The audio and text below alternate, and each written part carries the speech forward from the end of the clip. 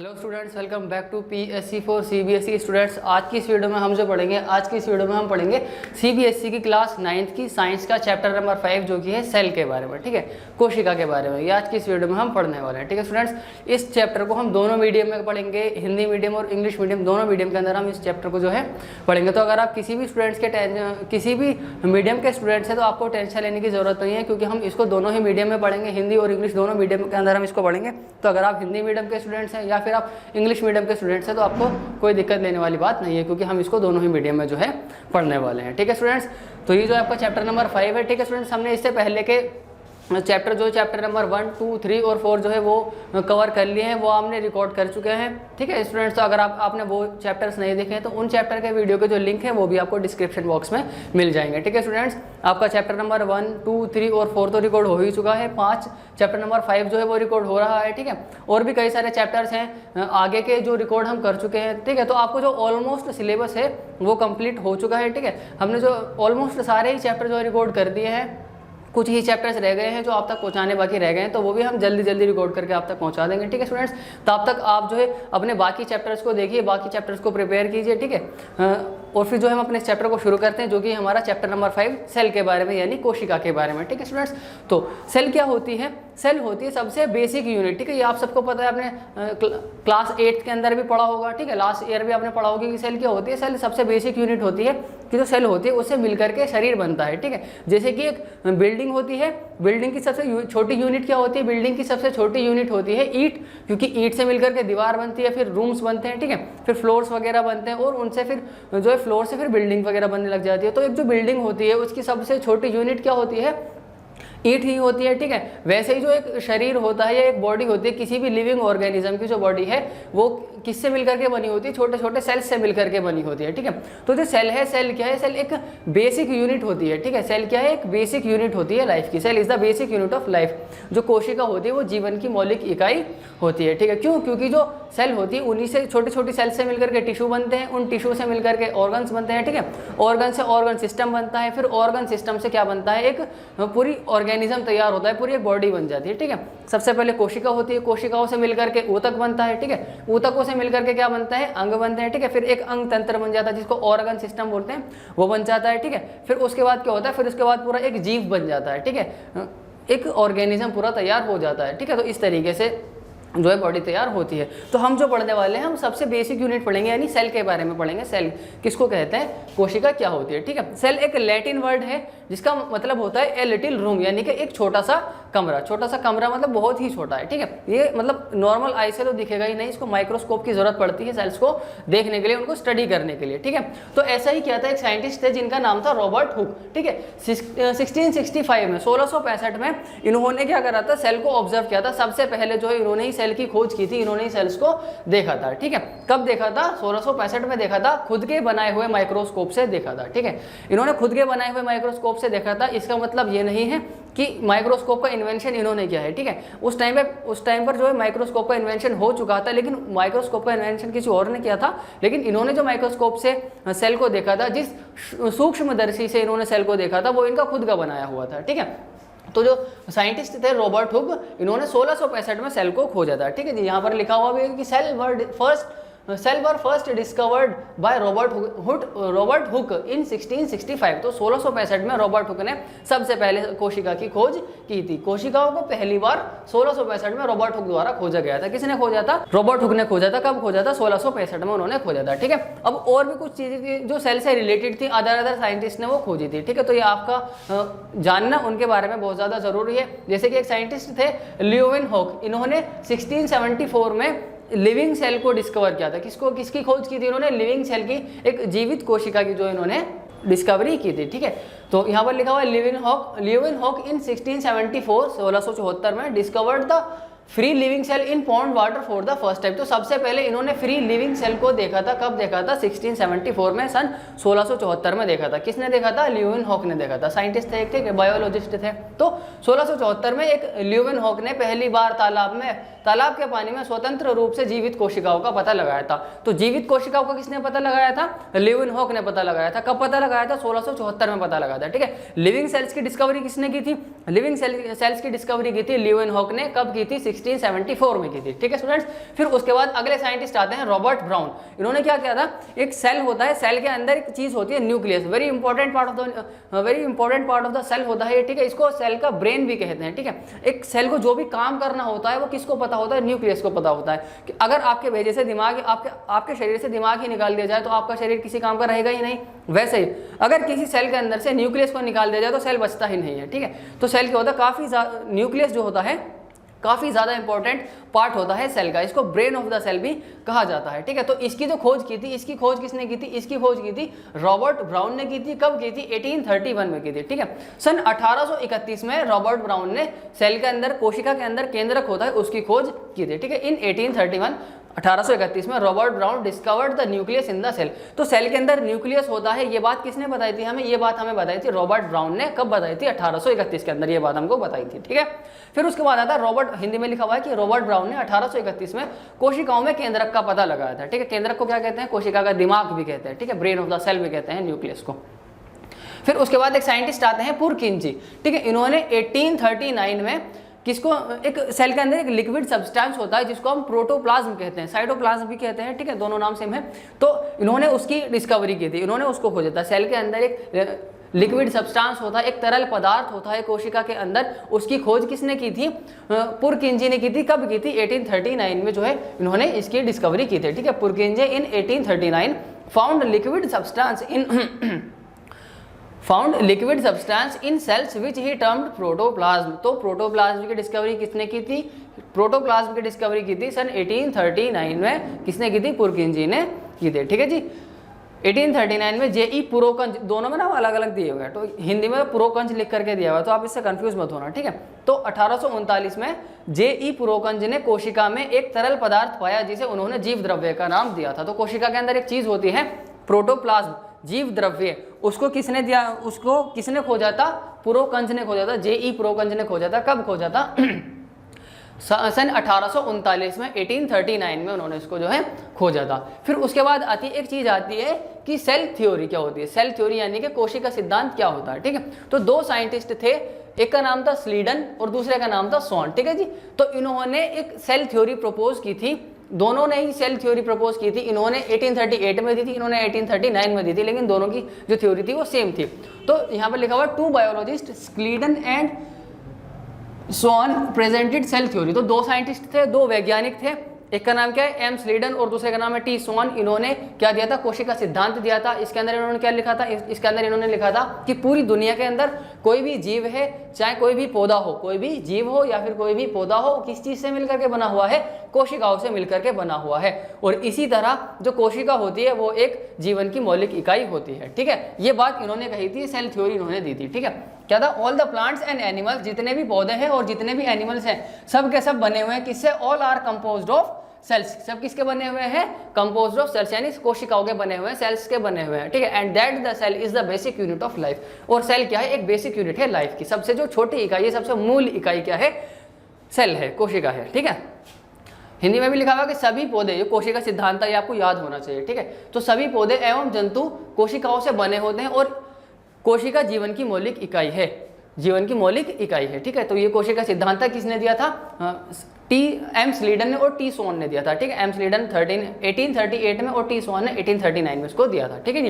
इसी ही थ्योरी को आगे बढ़ाया था रडोल्फ विर्चो ने। कब बढ़ाया था, 1855 में, ठीक है। एक साइंटिस्ट थे विर्चो, उन्होंने 1855 में इसी थ्योरी को आगे बढ़ाते हुए कहा, इसी थ्योरी पे उन्होंने काम किया और उस पर आगे इन्होंने कहा कि जैसे कि पहले आपने पढ़ा है कि सेल थ्योरी क्या होती है कि जितने भी ऑर्गेनिज्म हैं, चाहे वो प्लांट हो या फिर जितने भी प्लांट्स हैं और जितने भी एनिमल्स हैं, सब के सब सेल से मिलकर के बने हुए हैं, ठीक है। और जो सेल है वो क्या है, बेसिक यूनिट ऑफ लाइफ है, ठीक है। इसी बात को आगे बढ़ाते हुए, यानी कि रडोल्फ विर्चो ने 1855 में इसी बात को आगे बढ़ाते हुए कहा था कि जो सेल्स हैं वो कहाँ से आई है, सेल्स आई है प्री एग्जिस्टिंग सेल से। हर चीज एक सेल से बनी हुई है, सारे लिविंग ऑर्गेनिज्म सेल से बने हुए हैं। तो सेल किसके बने हुए हैं, सेल बने हुए हैं पिछले सेल्स से, ठीक है।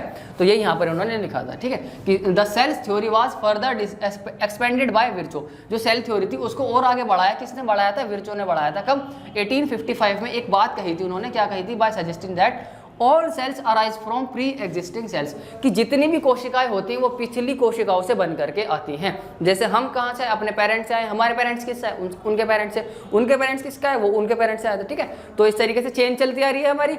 वैसे जो सेल है ना, सेल भी क्या है, पिछली सेल से बन करके आई है, ठीक है जी। जो अब सेल्स बन रही है वो सेल्स किससे बनी, पिछली वाली सेल से बनी। उम्मीद करता हूँ आपको ये समझ में आया होगा, ठीक है। हिंदी में भी यही लिखा हुआ है कि विर्चो ने 1855 में विर्चो ने कोशिका सिद्धांत को आगे बढ़ाया। उन्होंने आगे बढ़ाया और क्या कहा था, उन्होंने क्या कहकर आगे बढ़ाया था, उन्होंने कहा था कि सभी कोशिकाएं पूर्ववर्ती कोशिकाओं से बनते हैं। पूर्ववर्ती कोशिकाएं यानी कि जो पहले की कोशिकाएं होने से। तो अब जो कोशिकाएं बन रही हैं वो पहले की कोशिकाओं से बन रही है, और पहले वाली कोशिकाएं किनसे बन रही हैं, उनसे बनी है जो उनसे पहले कोशिकाएं बनी थी, ठीक है। थोड़ा सा कन्फ्यूजिंग है लेकिन उम्मीद करता हूँ आपको समझ में आ रहा होगा ये, ठीक है। तो विर्चो ने 1855 में कोशिका सिद्धांत को आगे बढ़ाया। उन्होंने बताया कि इस सिद्धांत के अंदर उन्होंने क्या बताया था, उन्होंने बताया कि सभी कोशिकाएं पूर्ववर्ती कोशिकाओं से बनती हैं, ठीक है। फिर उसके बाद आता है सेल। तो ये थी कुछ साइंटिस्ट जिन्होंने सेल्स के बारे में डिस्कवरी की थी, सेल के डिफरेंट पार्ट्स के बारे में डिस्कवरी की थी, उनके बारे में कब डिस्कवरी की थी, कि साइंटिस्ट ने डिस्कवरी की थी, वो सब हमने पढ़ लिया, ठीक है। बहुत इंपॉर्टेंट है ये, आपको याद होना चाहिए, पता होना चाहिए एक एक चीज़। सन, साइंटिस्ट का नाम और उनकी डिस्कवरी, किस साइंटिस्ट ने कौन से सन में कौन से डिस्कवरी की थी, ये आपको पता होना चाहिए। साथ ही साथ आपको सेल थ्योरी पता होना चाहिए, ठीक है। उसको आगे किसने बढ़ाया था, विर्चो ने बढ़ाया था। कब बढ़ाया था, 1855 में बढ़ाया था। क्या कहा था, उन्होंने कहा था कि all cells arise from pre existing cells. ये लाइन आपको याद होनी चाहिए कि सभी कोशिकाएं पूर्ववर्ती कोशिकाओं से बनती हैं, मतलब जितनी भी कोशिकाएं वो पहले वाली कोशिकाओं से बन करके आई हैं, ठीक है। फिर उसके बाद आता है सेल के बारे में, जिसके ऊपर हमारा पूरा चैप्टर है, ठीक है। इसी के ऊपर पूरा चैप्टर है, तो इसके यही पढ़ना है हमें। तो सेल क्या होता है, cell is the basic unit of life. बहुत बार आपने सुन लिया है, ठीक है। तो क्या है, cell is the basic unit of life, यानी कि कोशिका जीवन की मौलिक इकाई है। ये तो आपको याद हो गया होगा, अब तक दिमाग में बैठ गया होगा आपके, ठीक है। तो कोशिका जीवन की मूल इकाई है, यानी कि सेल के सबसे बेसिक स्ट्रक्चर है, इससे छोटा कुछ है नहीं हमारे बॉडी के अंदर, ठीक है। तो ये के सबसे छोटे ये है। फिर उसके बाद आगे लगा structural and functional unit of life, ठीक है। जैसे कि यहाँ पर लिखा हुआ ना फंडामेंटल यूनिट ऑफ लाइफ, तो वो ये कि structural and functional unit of life क्या है, सेल है। कोशिका को, सेल को स्ट्रक्चरल और फंक्शनल यूनिट ऑफ लाइफ क्यों कहते हैं, इस बात को जानना आपके लिए बहुत जरूरी है, इसको पता भी होना चाहिए आपको, ठीक है। अगर कोई आपसे पूछे तो आप उसका जवाब दे सके, ठीक है।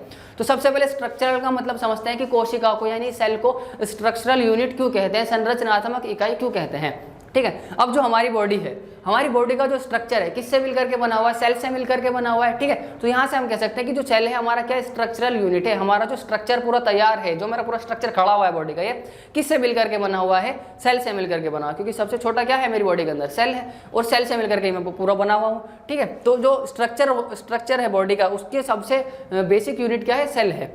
फिर उसके बाद आके लिखा है वो फंक्शनल यूनिट क्यों कहते हैं सेल को, तो फंक्शनल यूनिट इसलिए कहते हैं क्योंकि जितनी भी रिएक्शन होती हैं बॉडी के अंदर, जितनी भी रिएक्शंस होती हैं वो सारी की सारी कहाँ होती हैं, सेल के अंदर होती हैं। जितनी भी अभिक्रियाएं होती हैं, जितनी भी प्रतिक्रियाएं होती हैं, सब की सब कहाँ होती है, सब की सब कोशिकाओं के अंदर होती है, सब की सब सेल के अंदर होती है। इसलिए उसको क्या बोलते हैं, फंक्शनल यूनिट ऑफ लाइफ कहते हैं। यानी कि जितना भी फंक्शन होता है बॉडी के अंदर वो कहाँ होता है, सेल के अंदर होता है, इसलिए फंक्शनल यूनिट होते हैं। और पूरा का पूरा स्ट्रक्चर किसकी वजह से बना हुआ है, किससे मिलकर के बना हुआ है, कोशिकाओं से मिलकर के बना हुआ है, इसलिए इसको क्या बोलते हैं हम, स्ट्रक्चरल यूनिट ऑफ लाइफ कहते हैं, ठीक है। तो आपको समझ में आ गया होगा कि कोशिका को यानी कि सेल को structural and functional unit of life क्यों कहते हैं, ठीक है स्टूडेंट्स। तो अभी तक हमने इतना पढ़ लिया है कि कोशिका जीवन की संरचनात्मक इकाई एवं क्रियात्मक इकाई को कोशिका कहते हैं, ठीक है। संरचनात्मक क्यों कहते हैं, क्योंकि पूरा का पूरा शरीर ही कोशिकाओं से मिलकर के बना हुआ है, इसलिए मतलब पूरे शरीर की संरचना जो तैयार हुई है किसकी वजह से तैयार हुई है, कोशिकाओं से तैयार हुई है, इसलिए कोशिका क्या है, कोशिका जीवन की एक संरचनात्मक इकाई है। क्रियात्मक इकाई क्यों है, क्योंकि जितने भी सेल के अंदर रिएक्शंस वगैरह होते हैं वो सब के सब मतलब जितने भी रिएक्शंस वगैरह होते हैं वो सब के सब सेल के अंदर होते हैं, इसीलिए ये क्या है, इसकी क्रियात्मक इकाई है। जितनी भी क्रियाएं वगैरह होती हैं, अभिक्रियाएं वगैरह होती हैं, सबके सब कहाँ होती हैं, कोशिका के अंदर होती है, इसलिए ये इसकी क्रियात्मक इकाई है, ठीक है स्टूडेंट। फिर उसके बाद आगे लिखा हुआ है सेल के बारे में ही कि सेल क्या करते हैं, डिवाइड करते हैं अपने आप को जिससे कि वो और सेल्स बना सकें। Cells divide to produce cells of their own kind. Cell की एक आदत होती है अपने आप को तोड़ लेती है, और एक सेल 2 में टूट जाती है, 2 सेल 4 में टूट जाती है, 4 सेल 8 में टूट जाती है। इस तरीके से सेल डिवाइड करती रहती हैं और अपने ही जैसे और सेल्स बनाते रहते हैं, जिससे कि हमारा शरीर क्या होता है, बड़ा हो जाता है, ठीक है, ग्रो करते हैं हम। फिर उसके बाद आगे लिखा ऑल सेल्स, इतना समझ में आया होगा आपको कि cells divide to produce cells of their own kind, क्योंकि सेल क्या करते हैं, सेल डिवाइड करती है, एक सेल 2 में टूटते, 2 4 में टूटते, इसी तरीके से क्या होता है, सेल्स बढ़ते चले जाते हैं और क्या होता है, हम ग्रो करने लग जाते हैं, ठीक है। ऑल सेल्स दस come from pre existing sales, और इसी बात से हम कह सकते हैं, क्योंकि सेल डिवाइड करती है तो इसी बात से हम कह सकते हैं कि जितनी भी सेल आई हो पिछली सेल से आई होंगी, ठीक है। मान लीजिए कि ये एक सेल है, ठीक है, अभी डिवाइड करेगी 2 सेल्स में, अब इनसे ये और 2 सेल्स में डिवाइड करेंगे, ठीक है। तो ये सेल्स कहाँ से आए, इन सेल्स से, और ये वाले भी किससे आए, इससे आए, लेकिन ये दोनों सेल्स किससे आए, इससे आए। अब ये वाली सेल्स भी किसी पिछली सेल से आई होगी, ठीक है। तो यहाँ से हम कह सकते हैं कि जितनी भी सेल्स आती हैं वो कहाँ से आती हैं, ऑल सेल्स दस come from pre existing sales. तो जितनी भी कोशिकाएं आती है वो पिछली कोशिकाओं से आती हैं, ठीक है। कोशिकाएं विभाजित होकर अपनी ही जैसी कोशिकाएं बनाती हैं, ठीक है। इस प्रकार सभी कोशिकाएं अपनी पूर्ववर्ती कोशिकाओं से उत्पन्न होती है। तो जितनी भी कोशिकाएं बनती है वो कहाँ से बनती है, अपनी पिछली वाली कोशिकाओं से बनती हैं। अब आपके लिए क्वेश्चन है कि जो सबसे पहली कोशिका होगी दुनिया की वो कैसे बनी होगी, ठीक है, वो किससे बनी होगी, ठीक है, कमेंट करके जरूर बताइएगा। फिर उसके बाद आगे लिखा हुआ है जितने भी ऑर्गेनिज्म हम देखते हैं अपने चारों तरफ वो किसके मिलकर के बने हुए हैं, किससे मिलकर के बने हुए हैं, कोशिकाओं से मिलकर के बने हुए हैं, ठीक है। इनके अंदर क्या होता है कि कुछ ऑर्गेनिज्म ऐसे होते हैं जो सिंगल सेल होते हैं, सिर्फ एक कोशिका के बने हुए होते हैं। तो वो भी हम इस चैप्टर के अंदर आगे पढ़ेंगे, ठीक है। तो हमने यहाँ पे क्या देखा है कि all organism that we observe around us made up of cells. तो जितने भी हम ऑर्गेनिज्म अपने चारों तरफ देखते हैं, अपने आसपास में देखते हैं, सब किसके मिलकर किससे बने हुए हैं, वो सेल्स से मिलकर के बने हुए हैं, ठीक है। However there are single cells organisms लिख लेना यहाँ पर that will live on their own. जबकि ऐसा भी होता है कि कई सारे ऑर्गेनिज्म ऐसे हैं जो सिर्फ एक ही कोशिका के मिलकर के एक ही कोशिका से मिलकर के बने हुए हैं, ठीक है, एक ही कोशिकाओं के बने हुए हैं और वो भी सारे काम उनके अंदर होते हैं, ठीक है। तो जैसे कि इसका एग्जांपल है अमीबा, ठीक है, इसका तो आपको पता ही होगा यूनिसेलुलर ऑर्गेनिज्म है, ठीक है, एक सेल वाला ऑर्गेनिज्म, ठीक है। जितने भी जीव जंतु अपने आसपास देखते हैं, मतलब हम अपने जितने भी जीव जंतु अपने आसपास में देखते हैं वो सब किससे मिलकर के बने हुए हैं, वे सभी कोशिकाओं से बनते हैं। जबकि कुछ जीव एक जीव कोशिक भी होते हैं, यानी कि कुछ जीव ऐसे भी होते हैं जो सिर्फ एक ही कोशिकाओं के बने होते हैं। हम है, हमारी बॉडी है, ठीक है, हमारी बॉडी का, हमारी बॉडी के अंदर मल्टीपल्स ऑफ सेल्स हैं, मिलियंस ऑफ सेल्स हैं, ठीक है, हमारी बॉडी के अंदर करोड़ों की तादाद में हमारी बॉडी के अंदर सेल्स है ना, वैसे ही। लेकिन कुछ जीव ऐसे होते हैं जो सिर्फ एक ही सेल के बने हुए होते हैं, ठीक है, और उनके अंदर सारी एक्टिविटीज होती हैं, ठीक है। स्टूडेंट्स अपने चैप्टर में आगे का पोर्शन हम कवर करने जा रहे हैं, ठीक है। तो हम सबसे पहले देखते हैं कि हमारी बॉडी के अंदर किस किस तरह की सेल्स होती हैं, ठीक है। जैसे लिखा हुआ है various cells in human body, यानी कि हमारी जो बॉडी है वो कई तरह की सेल्स से मिलकर के बनी हुई है, ठीक है। हमारा जो बॉडी है कैसी बॉडी है, एक मल्टी सेलुलर बॉडी है, ठीक है। तो क्योंकि हमारी बॉडी जो कई सारी सेल से मिलकर के बनी हुई है, कई सारी कोशिकाओं से मिलकर के बनी हुई है। तो यहाँ पर हम देखेंगे कि जो हमारी कोशिकाएं होती हैं, जो हमारी सेल्स होती है कितने तरह की होती है, जो मतलब हमारी बॉडी है उसके अंदर कितने तरह की सेल्स होती है, कितने तरह की कोशिकाएं उसके अंदर होती हैं, ठीक है। तो सबसे पहले वो ब्लड सेल्स, ठीक है, कौन सी ब्लड सेल्स यानी कि रुधिर कोशिकाएं। फिर अगला आता है बोन सेल्स यानी कि अस्थि कोशिकाएं, ब्लड सेल्स जो हमारे ब्लड में पाई जाती हैं, खून में पाई जाती हैं, ठीक है, खून को ही रुधिर कहते हैं, तो रुधिर कोशिका या फिर रक्त कोशिका भी कहते हैं, ठीक है। फिर उसके बाद है बोन सेल्स जिनसे हमारी हड्डियां बनी हुई है, ठीक है, दांत बने हुए हैं, ठीक है, वो सब कौन सी होती है, बोन सेल्स हैं, यानी कि अस्थि कोशिकाएं हैं। फिर आती है मसल सेल्स जिनसे हमारी मसल्स बनी हुई है, पेशी कोशिकाएं बनी हुई हैं, ठीक है। फिर आती है अंडाणु और शुक्राणु यानी कि ओवम और स्पर्म सेल्स हैं, ठीक है। फिर उसके बाद है फैट सेल्स यानी कि वसा कोशिकाएं, और है नर्व सेल यानी कि तंत्रिका कोशिका। तो ये कुछ सेल्स हैं जो हमारी बॉडी के अंदर पाई जाती हैं, ठीक है। स्टूडेंट्स आप कमेंट करके बताइए कि जो हमारी बॉडी है उसके अंदर सबसे जो बड़ा सेल्स होता है वो कौन सा होता है, ठीक है। अगर आपको पता है तो कमेंट करके जरूर बताइएगा, ठीक है। फिर हम आगे देखते हैं कि जो types of organism on the basis of number of cells, तो नंबर के सेल्स के नंबर के बेसिस पर कितने तरह के ऑर्गेनिज्म होते हैं, ठीक है, ये हम पढ़ने जा रहे हैं, ठीक है। जीव के प्रकार कोशिका की संख्या के सिद्धांत पर, कोशिका की संख्या के सिद्धांत पर कितने प्रकार के जीव होते हैं वो अब हम देखने जा रहे हैं। तो 2 प्रकार के जीव होते हैं, 2 तरह के ऑर्गेनिज्म होते हैं। पहला होता है यूनिसेल्युलर ऑर्गेनिज्म, दूसरा होता है multi cellular organism. Unicellular organism कौन सा होता है, यूनि का मतलब होता है एक, यूनि का मतलब क्या होता है, यूनि का मतलब होता है एक, और सेल्युलर मतलब सेल वाला ऑर्गेनिज्म, यानी कि एक सेल वाला ऑर्गेनिज्म, यूनिसेल्युलर ऑर्गेनिज्म। तो ऐसे ऑर्गेनिजम्स जो सिर्फ एक सेल के बने हुए होते हैं, जैसे कि अमीबा है, क्लेमिडोमोनास है, या फिर पैरामीशियम है, और भी कई सारे ऑर्गेनिज्म हैं जो एक ही कोशिका से मिलकर के बने हुए हैं, उनको हम कहते हैं यूनिसेल्युलर ऑर्गेनिज्म, यानी कि एक कोशिका से बने हुए जीव। उनको क्या कहते हैं हम, एक कोशिकीय जीव, यूनिसेल्युलर ऑर्गेनिज्म। उम्मीद करता हूं आपको समझ में आ गया होगा। अगला है मल्टी सेल्युलर ऑर्गेनिज्म यानी कि बहुकोशिकीय जीव। मल्टी का मतलब होता है मैनी, मल्टी का मतलब क्या होता है, मैनी, यानी कि कई सारी सेल्स वाला ऑर्गेनिज्म। एक ऐसा ऑर्गेनिज्म है जिसके अंदर एक से ज्यादा सेल्स हैं, कई सारी सेल्स से मिलकर के वो पूरा एक ऑर्गेनिज्म बना है। उस ऑर्गेनिज्म को हम क्या कहते हैं, मल्टी सेल्युलर ऑर्गेनिज्म कहते हैं, यानी कि बहुकोशिकीय जीव कहते हैं, क्योंकि वो बहुत सारी सेल्स से मिलकर के बना हुआ है, बहुत सारी कोशिकाओं से मिलकर के बना हुआ है, इसलिए उसको हम क्या कहते हैं, उसको हम कहते हैं बहुकोशिकीय जीव। एक ऐसा जीव जो बहुत सारी कोशिकाओं से मिलकर के बनता है उसको हम बहुकोशिकीय जीव कहते हैं। और ऐसा जीव जो सिर्फ एक कोशिका से मिलकर के बना हुआ होता है उसको हम कहते हैं एक कोशिकीय जीव, ठीक है।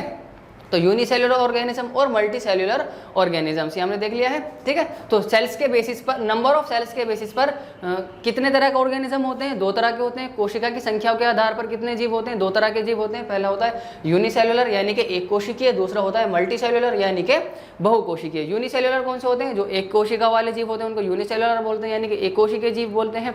और जो मल्टी सेल्युलर ऑर्गेनिज्म होते हैं उनको हम जो बहुत सारी सेल से मिलकर के बनते हैं उनको हम बोलते हैं मल्टी सेल्युलर ऑर्गेनिज्म यानी कि बहुकोशिकीय जीव हम उनको कहते हैं, ठीक है। तो यूनिसेल्युलर ऑर्गेनिज्म किसको कहते हैं? अ सिंगल सेल में कंस्टिट्यूट अ होल ऑर्गेनिज्म, यानी कि एक सिंगल सेल ही पूरा का पूरा जीव हो सकती है। उस जीव को हम क्या कहते हैं? यूनिसेल्युलर ऑर्गेनिज्म कहते हैं, एक कोशिकीय जीव हम उसको कहते हैं, ठीक है। यहाँ पर लिखा हुआ अ सिंगल सेल में कंस्टिट्यूट अ होल ऑर्गेनिज्म, यानी कि एक सिंगल सेल, सिर्फ एक अकेली सेल ही पूरा एक ऑर्गेनिज्म हो सकती है। These organisms are called unicellular organisms, और ऐसे ऑर्गेनिजम्स को हम क्या कहते हैं? ऐसे ऑर्गेनिजम्स को हम यूनिसेल्युलर ऑर्गेनिज्म कहते हैं, ठीक है। यूनि का मतलब होता है एक। इसके एग्जांपल हो जाएंगे जैसे कि अमीबा है, क्लेमिडोमोनास है या फिर पैरामीशियम है, ये सब किसके एग्जांपल है? यूनिसेल्युलर ऑर्गेनिज्म के एग्जांपल हैं। अगर आप एग्जाम में लिखने के लिए आता है तो आप लिख सकते हैं, ठीक है। फिर उसके बाद अगला आता है एक कोशिकीय जीव, हिंदी में लिखा हुआ है, ठीक है। एकमात्र कोशिका स्वयं में ही एक संपूर्ण जीव हो सकती है और इन सजीवों को क्या कहते हैं? हम एक कोशिकीय जीव कहते हैं। इसको आप अपनी लैंग्वेज में भी लिख सकते हैं कि ऐसे जीव जो सिर्फ एक कोशिकाओं से मिलकर, एक ही कोशिका से मिलकर के बने हुए होते हैं उनको हम क्या कहते हैं? एक कोशिकीय जीव कहते हैं। क्या कहते हैं? एक कोशिकीय जीव कहते हैं। इसके उदाहरण है अमीबा है, क्लेमिडोमोनास है या फिर पैरामीशियम, सब किसके एग्जांपल हैं? ये सब उदाहरण है एक कोशिकीय जीव के, यानी यूनिसेल्युलर ऑर्गेनिज्म के एग्जांपल्स हैं। फिर उसके बाद हमारा अगला आता है मल्टी सेल्युलर ऑर्गेनिज्म किसको कहते हैं? मल्टी सेल्युलर ऑर्गेनिज्म यानी कि मल्टी का मतलब मैनी, सेल्युलर मतलब सेल वाला, यानी कि कई सारी सेल्स वाला ऑर्गेनिज्म। एक ऐसा ऑर्गेनिज्म जो कई सारी सेल्स से मिलकर के बना हुआ है उसको हम क्या कहते हैं? उसको हम कहते हैं मल्टी सेल्युलर ऑर्गेनिज्म। तो many cells group together in a single body and assume different body functions in it to form various body parts in multicellular organisms। क्या कह रहे हैं कि कई सारी सेल्स जुड़ती हैं एक साथ और क्या करती हैं? अलग अलग बॉडी फंक्शंस करती हैं। एक ही सिंगल बॉडी में कई सारी सेल्स जुड़ती हैं और क्या करती हैं? एक ऑर्गेनिज्म बनाते हैं जिससे कि कोई एक पर्टिकुलर काम हो सके बॉडी के अंदर। और ऐसे ऑर्गेनिजम्स को हम क्या कहते हैं? ऐसे ऑर्गेनिजम्स को हम मल्टी सेल्युलर ऑर्गेनिज्म कहते हैं। These organisms are called multi cellular organisms, ठीक है। अनेक कोशिकाएं मिलकर विभिन्न कार्यों को संपन्न करने के लिए विभिन्न अंगों का निर्माण करती हैं, ठीक है। उन सजीवों को हम क्या कहते हैं? बहुकोशिकीय जीव कहते हैं। तो मल्टी सेल्युलर ऑर्गेनिजम्स के अंदर क्या होता है? कई सारी सेल्स मिलती हैं और एक पार्ट बनाती है बॉडी का या फिर एक ऑर्गन बनाती है जो कि एक फिक्स काम करता है, जो कि एक पर्टिकुलर या फिर स्पेसिफिक काम करता है जिससे कि बॉडी जो है मेंटेन रह पाती है। उसी को हम क्या कहते हैं? ऐसे ऑर्गेनिजम्स को हम क्या कहते हैं? मल्टी सेल्युलर ऑर्गेनिजम्स कहते हैं। जैसे कि कई सारी सेल से मिलकर के हार्ट बनता है, हार्ट एक स्पेसिफिक काम करता है। हार्ट क्या करता है? हमारे ब्लड को पंप करता है, ठीक है। वैसे ही तो कई सारे सेल्स मिलकर के एक पर्टिकुलर एक ऑर्गन बनाते हैं और वो ऑर्गन क्या करता है? लाइफ को मेंटेन रखने के लिए या फिर बॉडी को मेंटेन रखने के लिए काम करता है। इसी को हम क्या कहते हैं? ऐसे ही ऑर्गेनिजम्स को हम क्या कहते हैं? मल्टी सेल्युलर ऑर्गेनिजम्स कहते हैं। क्यों? क्योंकि इसके अंदर मल्टी सेल्युलर ऑर्गेनिजम्स के अंदर कई तरह की सेल्स होती हैं, अलग अलग तरह की सेल्स होती हैं। तो जो अलग अलग तरह की सेल्स होती हैं वो अलग अलग काम करती हैं, हर सेल एक अलग काम करती है, ठीक है। इसलिए क्या कह रहे हैं कि अलग अलग काम करने के लिए सेल्स जुड़ती हैं और अलग अलग बॉडी पार्ट बनाती है जिनसे कि क्या होता है? बॉडी अलग अलग काम कर पाती है, ठीक है। तो ये यहाँ पर लिखा हुआ अनेक कोशिकाएं मिलकर विभिन्न कार्यों को संपन्न करने के लिए, यानी कई सारी कोशिकाएं मिलती हैं अलग अलग विभिन्न कार्यों को संपन्न करने के लिए, यानी कई सारे काम को जो बॉडी के अंदर बॉडी फंक्शन है उनको खत्म करने के लिए, उनको कंप्लीट करने के लिए कई सारे बॉडी पार्ट्स का निर्माण करती है, यानी कि कई सारे विभिन्न अंगों का निर्माण करती हैं, बनाती हैं उनको। और इन्हीं सजीवों को क्या कहते हैं? हम बहुकोशिकीय जीव कहते हैं। जिन्हें क्या कहते हैं? बहुकोशिकीय जीव, यानी कि मल्टी सेल्युलर ऑर्गेनिजम्स इनको हम कहते हैं। जैसे कि हम हैं, ह्यूमंस हैं, ट्री है या फिर जानवर हैं, मनुष्य, पेड़, जानवर आदि, ये सब किसके एग्जाम्पल हो जाएंगे? ये सब एग्जाम्पल हो जाएंगे मल्टी सेल्युलर ऑर्गेनिजम्स के, ठीक है। फिर उसके बाद आगे लिखा हुआ है every cell organism has come from every multicellular organism has come from a single cell, यानी कि जितने भी मल्टी सेल्युलर ऑर्गेनिज्म है वो कहाँ से आए हैं? वो सिंगल सेल से आए हैं। कहाँ से आए हैं? एक कोशिका से आए हैं। प्रत्येक बहुकोशिक जीव एक कोशिका से उत्पन्न हुआ है, ठीक है। जैसे हमने इससे लास्ट क्लास में हमने डिस्कस किया था कि जो एक सेल होती है वो 2 में डिवाइड होती है, 2 4 में 4 8 में इस तरीके से डिवाइड होती है, हमने लास्ट क्लास में देखा था। ठीक है, हमने क्या पढ़ा था लास्ट क्लास में, हमने एक लाइन पढ़ी थी कि cells comes from pre existing cells. ठीक है, cells arises from pre existing cells, यानी कि कोशिकाएं अपनी पूर्ववर्ती कोशिकाओं से आती हैं, जो कोशिकाएं वो अपनी पिछली कोशिकाओं से आती हैं। तो यही बात को ध्यान में रखते हुए यहाँ पर लिखा हुआ है कि जो एवरी मल्टी सेलुलर ऑर्गेनिज्म है, यानी कि जितने भी सारे के सारे मल्टी सेलुलर ऑर्गेनिज्म हैं, वो सब के सब कहाँ से आए हैं, सिंगल सेल से आए हैं। कहाँ से आए हैं, सिंगल सेल से, यानी एक कोशिका से आए हैं। तो प्रत्येक कोशिका जीव का जो उत्पन्न हुआ है, कहाँ से उत्पन्न हुआ है, वो एक कोशिका से उत्पन्न हुआ है। यही बात यहाँ पर लिखी हुई है। फिर उसके बाद आगे लिखा हुआ every single cell has a capacity to perform certain basic function. Every single cell has a capacity to perform certain basic function का मतलब है कि जो हमारी बॉडी है, हमारी बॉडी मल्टी सेलुलर ऑर्गेनिज्म है, हमारी बॉडी कई सारी सेल से मिलकर के बनी हुई है। तो बॉडी के अंदर अलग अलग तरह की सेल्स होंगी। ठीक है, तो हर एक सेल एवरी सिंगल सेल, हर एक सेल जो है उसके हर एक सेल की कैपेसिटी है कि वो कुछ काम करने के लायक है, कुछ काम करने के काबिल है। यही यहाँ पर लिखा हुआ है every single cell has capacity to perform certain basic function, यानी कि हर एक सेल में कुछ क्षमता है, कुछ ताकत है उसके अंदर, कुछ एक स्पेसिफिक काम करने की, हर एक कोशिका की। ठीक है, ये यहाँ पर लिखा हुआ है प्रत्येक जीवित कोशिका में कुछ मूलभूत कार्य करने की क्षमता होती है। हर एक कोशिका में इतनी जान होती है कि वो कुछ एक स्पेसिफिक काम किया जाए, और हर एक सेल का एक स्पेसिफिक काम भी होता है। ठीक है, उसके बाद आगे लिखा हुआ है there is a division of labour in multi cellular organism such as human beings. तो जो सेल्स हैं, अलग अलग सेल्स हैं हमारी बॉडी के अंदर, तो जितनी भी अलग अलग सेल्स हैं वो सारी अलग अलग सेल्स अलग अलग काम करती हैं। हर एक सेल का एक अलग काम करती है हमारी बॉडी के अंदर। ये बात यहाँ पर लिखी हुई है कि there is a division of labour in multi cellular organism such as human beings. बहुकोशिक जीवों में श्रम विभाजन होता है जैसे कि मनुष्य में। श्रम विभाजन का मतलब क्या है कि हर एक सेल अलग अलग काम करती है। जैसे कि हमारा हार्ट है हमारी बॉडी के अंदर, हमारा हार्ट क्या करता है, हमारा हार्ट करता है ब्लड को पंप करता है। ठीक है, हमारा जो स्टमक है, जो हमारा अमाशय है, वो क्या करता है, हमारा अमाशय जो फूड है उसको डाइजेस्ट करता है, खाने को पचाता है, भोजन को पचाता है। तो अलग अलग ऑर्गन्स जो है, अलग अलग जो अंग हैं हमारे शरीर के, वो अलग अलग काम कर रहे हैं। आंख से हम देख रहे हैं, हाथ से हम चीज़ों को पकड़ पाते हैं, पैरों से चल पाते हैं। ठीक है, जबान से बोल पाते हैं। तो अलग अलग अंग हैं जिनसे अलग अलग काम कर पाते हैं। वैसे ही जो अलग अलग कोशिकाएं होती हैं, अलग अलग सेल्स होती हैं, वो भी अलग अलग फंक्शंस करती हैं। यही यहाँ पर लिखा हुआ है। ठीक है, मीन्स दैट, वही बात यहाँ पर लिखी हुई है, means that different part of body perform different function, यानी कि अलग अलग जो बॉडी के पार्ट हैं वो अलग अलग काम करते हैं। यानी कि शरीर के विभिन्न अंग विभिन्न कार्य करते हैं। जैसे कि जो हमारा हार्ट है, हमारा हार्ट क्या करता है, ब्लड को पंप करता है। हमारा जो स्टमक है वो क्या करता है, फूड को डाइजेस्ट करता है। आँख से हम देखते हैं, पैरों से चलते हैं। ठीक है, अलग अलग अंगों से अलग अलग काम करते हैं। ठीक है, तो मनुष्य के शरीर में हृदय रुधिर को पंप करता है, यानी कि जो हार्ट है वो रुधिर को यानी कि खून को पंप करता है, ब्लड को पंप करता है, अमाशय भोजन को पचाता है आदि। ठीक, each cell has got certain specific components within it known as cell organelles. हर एक सेल के अंदर कुछ स्पेसिफिक कंपोनेंट्स होते हैं, कुछ स्पेशल, कुछ विशिष्ट घटक होते हैं, जिनको हम क्या कहते हैं, सेल ऑर्गेनल्स कहते हैं। ठीक है, प्रत्येक कोशिका में कुछ विशिष्ट घटक होते हैं जिन्हें कोशिकांग कहते हैं। ठीक है, जैसे हमारा हाथ है, हाथ के अलग अलग हिस्से, जैसे इनको उंगली कहते हैं और इन्हें नाखून कहते हैं। ठीक है, वैसे ये इसे अंगूठा कहते हैं, सॉरी इसको अंगूठा कहते हैं। ये उंगलियां नाखून है। तो अलग अलग चीज़ें ना, अलग अलग कंपोनेंट्स है। वैसे ही जो सेल होती हैं, सेल के अंदर भी अलग अलग कंपोनेंट्स होते हैं, जिनको हम क्या कहते हैं, सेल ऑर्गेनल्स कहते हैं, कोशिकांग कहते हैं। ठीक है, प्रत्येक कोशिका में कुछ विशिष्ट घटक होते हैं, कुछ स्पेशल घटक होते हैं, कंपोनेंट्स होते हैं, जिनको हम क्या कहते हैं, कोशिकांग कहते हैं, जिनको हम कोशिकांग कहते हैं।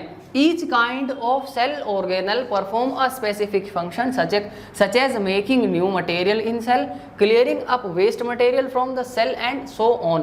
क्या कह रहे हैं, और हर एक सेल ऑर्गेनल, सेल के अंदर सेल ऑर्गेनल्स होते हैं। ठीक है, कुछ स्पेसिफिक कंपोनेंट्स हैं, कुछ कंपोनेंट्स हैं जिनको हम क्या कहते हैं, सेल ऑर्गेनल कहते हैं। तो जो हर एक सेल ऑर्गेनल है वो कुछ एक अलग काम करता है। यहाँ पर लिखा हुआ है each kind of cell organelle, हर एक cell organelle perform a specific function, कुछ एक स्पेसिफिक काम करता है।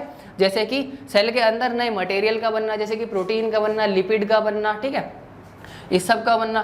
फिर उसके क्लियरिंग अप वेस्ट मटेरियल, और जो सेल के अंदर वेस्ट मटेरियल बन रहा है उसको बाहर निकालना। ठीक है, फ्रॉम द सेल, सेल से बाहर निकालना, और भी कई सारे काम होते हैं। तो वो जो सेल के अंदर सारे काम हो रहे होते हैं किन की वजह से होते हैं, वो सब के सब काम होते हैं सेल ऑर्गेनल्स की वजह से, ठीक है, कोशिकांग की वजह से। तो प्रत्येक कोशिकांग एक विशिष्ट कार्य करता है, जैसे कि कोशिका में नए पदार्थ का बनना, जैसे कि प्रोटीन का बनना, लिपिड का बनना, ठीक है, अपशिष्ट पदार्थों का निष्कासन आदि, जैसे कि जो कुछ ऐसे पदार्थ सेल के अंदर रह गए हैं जो कि सेल के लिए अच्छे नहीं है, उनका निष्कासन आवश्यक है, यानी उनका निकलना जरूरी है। तो उनका निकलना भी कुछ स्पेसिफिक कोशिकांग की वजह से होता है, कुछ सेल ऑर्गेनल्स की वजह से होता है। तो वो सब हम कब पढ़ेंगे, वो सब हम अगली क्लास के अगली क्लास में पढ़ेंगे, ठीक है, यानी कि सेल ऑर्गेनल्स के बारे में हम कब पढ़ेंगे, अगली क्लास में हम सेल ऑर्गेनल्स के बारे में पढ़ेंगे, ठीक है। तो हमने क्या क्या पढ़ लिया है, अभी हमने पढ़ लिया सेल के बारे में, ठीक है, हमने देखा हमारी बॉडी में कितनी तरह की सेल्स होती हैं, ठीक है, हमने देखा कि सेल नंबर ऑफ सेल के बेसिस पर कितनी तरह के ऑर्गेनिज्म होते हैं, 2 तरह के ऑर्गेनिज्म होते हैं। पहला होता है यूनिसेल्युलर, दूसरा होता है मल्टीसेल्युलर, एक कोशिकीय और बहुकोशिकीय। एक कोशिकीय कौन से होते हैं, जो एक कोशिका से बने हुए होते हैं उनको एक कोशिकीय बोलते हैं। बहुकोशिकीय किनको बोलते हैं, जो बहुत सारी कोशिकाओं से मिलकर के बने होते हैं। यूनिसेल्युलर जो सिंगल सेल से बनते हैं, और मल्टीसेल्युलर जो बहुत सारी सेल से यानी कि बहुत सारी कोशिकाओं से मिलकर के बनते हैं, ठीक है। यूनिसेल्युलर का एग्जाम्पल है अमीबा, क्लेमिडोमोनास या फिर पैरामीशियम। एक कोशिकीय के उदाहरण हो जाएंगे, ठीक है, अमीबा है, क्लेमिडोमोनास या फिर पैरामीशियम है, ठीक। और बहुकोशिकीय के उदाहरण हो जाएंगे, जैसे मनुष्य है, पेड़ है, जानवर है, ठीक है, ह्यूमंस, एनिमल्स, ट्रीज, ये सब किसके एग्जाम्पल है, मल्टीसेलुलर ऑर्गेनिज्म के एग्जाम्पल है, ठीक है। फिर हमने सेल के बारे में कुछ बात की थी कि जितने भी मल्टीसेलुलर ऑर्गेनिज्म होते हैं वो सब के सब कहाँ से आए, सिंगल सेल से आए, एक कोशिका से आए हैं, ठीक। फिर उसके बाद हर एक सेल की कुछ क्षमता होती है, कुछ कैपेसिटी होती है कुछ काम करने की, ठीक है, और वो जो काम कर पाती है किसकी वजह से कर पाती है, सेल ऑर्गेनल्स की वजह से कर पाती है, ठीक है। और जो सेल ऑर्गेनल्स होते हैं, सेल ऑर्गेनल्स क्या होते हैं, ये अब हम अगली क्लास में पढ़ेंगे। सेल ऑर्गेनल्स के बारे में अब हम कब पढ़ेंगे, हम अगली क्लास में जो है पढ़ेंगे, ठीक है। जैसे यहाँ पर लिखा हुआ प्रत्येक कोशिका में कुछ विशिष्ट घटक होते हैं, तो इन विशिष्ट घटकों को कोशिकांग कहते हैं। तो इन्हीं कोशिकाओं को हम कब पढ़ेंगे, अगली क्लास के अंदर हम पढ़ेंगे। तो ठीक है स्टूडेंट्स, आज की क्लास में सिर्फ इतना ही रखते हैं, मिलेंगे आपसे नई वीडियो में, तब तक के लिए पढ़ते रहिए। और अगर आप चैनल पर नए हैं तो चैनल को सब्सक्राइब कीजिए, वीडियो को लाइक कीजिए, कमेंट करके बताइए आपको वीडियो कैसा लगा, और साथ ही साथ वीडियो को अपने दोस्तों के साथ ज़रूर शेयर कीजिए।